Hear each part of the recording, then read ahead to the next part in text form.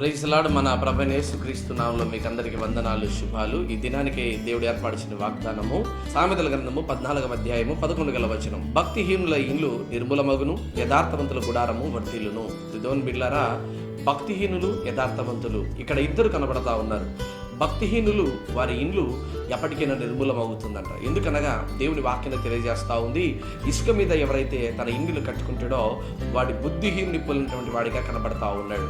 ఎవరైతే క్రీస్తు అనే బండ మీద తన ఇల్లు కట్టుకుంటున్నాడో వాడు బుద్ధిమంతుని పోలినటువంటి వాడిగా కనబడుతున్నాడని దేవుని వాక్యం తెలియజేస్తూ ఉంది. అవును కదా, యథార్థవంతుని ఇల్లు ఎప్పుడు కూడా వర్ధిల్లుతుందంట.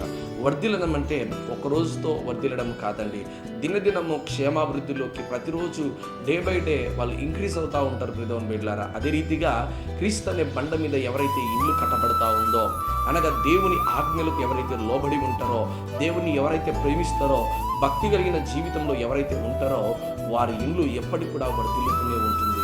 కొంచెంలో ఉన్నప్పటికీ కూడా వారి ఇంట్లో పిండి తక్కువ కాకుండా, నూనె తక్కువ కాకుండా దేవుడు ఏ రీతిగా సారెపాతు గ్రామంలో విధవరాలను ఆశీర్వదిస్తూ వచ్చాడో దేవుడు మీ ఇంటిని కూడా అంతే గొప్పగా ఆశీర్వదిస్తాడు అని దేవుని వాక్యం తెలియజేస్తూ ఉంది.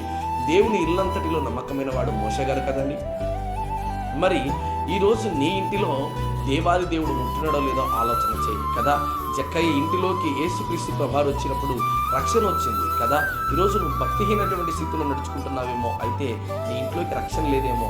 కాబట్టి బుద్ధిమంతునిగా, యథార్థవంతునిగా, భక్తి కలిగిన వాడిగా నువ్వు ఉండగలిగితే నీ ఇంటిలో చేస్తున్న ప్రతి పని ఆశీర్వదించబడుతుంది. నీ ఇండ్లు సమృద్ధిగా ఆశీర్వదించబడుతుంది. ప్రియమైన బిడ్డలారా, కనుక క్రీస్తు అనే బండ మీద, వాక్యం అనే బండ మీద ఎప్పుడైతే నువ్వు నీ ఇల్లు కట్టబడుతుందో అప్పుడు దేవుడు సమృద్ధిగా నిన్ను ఆశీర్వదిస్తాడు. కనుక ఇప్పుడే రక్షణలోకి, మారుమనసులోకి రాగలిగితే జక్కయ్య కుటుంబానికి వచ్చినటువంటి రక్షణ, సారెపాతు ఇంట్లో ఉన్నటువంటి సమృద్ధి దేవుడు ఈ దినాన్ని నీకు దయచేయునుగాక.